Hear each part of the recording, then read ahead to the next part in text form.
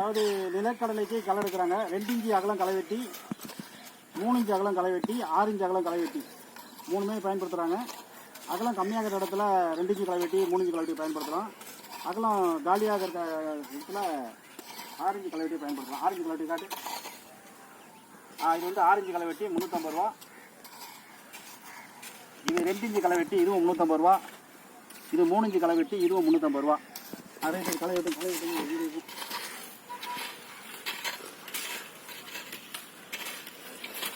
இது வந்து டிராக்டரில் போட்டிருக்காங்க விதை.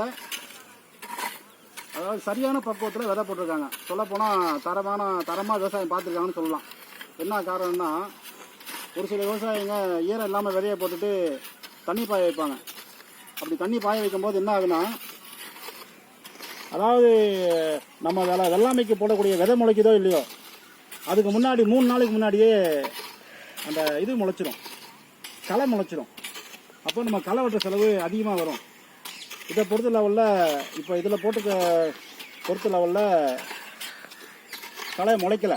களை முளைச்சிருக்குன்னா அதுக்கு பாருங்கள், இது களை தான், பெருங்கலையாக முளைச்சிருக்கு. இந்த மாதிரி இருக்குது. இந்த பூ பக்கம் ஸ்டேஜில் இருக்குது. ஆனால் அது தரமாக இருக்குது. டிஸ்டன்ஸ் வந்து கரெக்டாக ஃபாலோ பண்ணியிருக்கு. சரியான பக்கத்தில் விதை போடவே அந்த தண்ணி பாய வைக்கல. தண்ணி பாய வைக்காமையே இப்போ இவ்வளோ தூரம் செடி முளைச்சிருக்கு. அதனால் இந்த மாதிரி விதையை போட்டால் நமக்கு வந்து செலவு குறையும், களை வெட்டுற செலவு.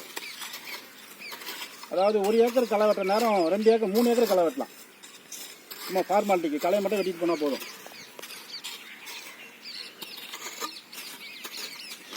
இப்போ இருக்கிற ஸ்பாட் வந்து நாங்கள் இருக்கிற இடம்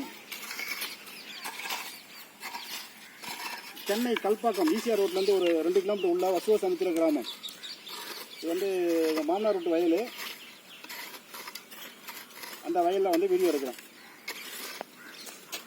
சொந்த இடத்துல வீடியோ எடுத்துருக்கோம். சொல்ல போனால் வேறு ஒன்றும் இல்லை. விதை போட்டு இன்னும் ஒரு தண்ணி கூட பாய வைக்கல. இருக்க ஈரத்துலேயே நமக்கு வந்து விவசாயம் வெள்ளாமல் கரெக்டாக களை இல்லாமல் முளைச்சி வந்துருக்கு. இந்த மாதிரி விவசாயம் பார்த்தா நமக்கு கொஞ்சம் செலவு நடப்பு குறையும். அதே போல் புல், நம்ம வயலில் இருக்கிற சத்தை பூரா வந்து புல் உறிஞ்சிடும். புல் உறிஞ்சாமல் இருக்கிற சத்து நம்ம விவசாயம் பார்க்கக்கூடிய வெள்ளாமைக்கே போகும்போது மகசூல் கொஞ்சம் கூட வரும். ரைட், தேவைப்படுற விவசாயம் கூப்பிடலாம். நன்றி, வணக்கம்.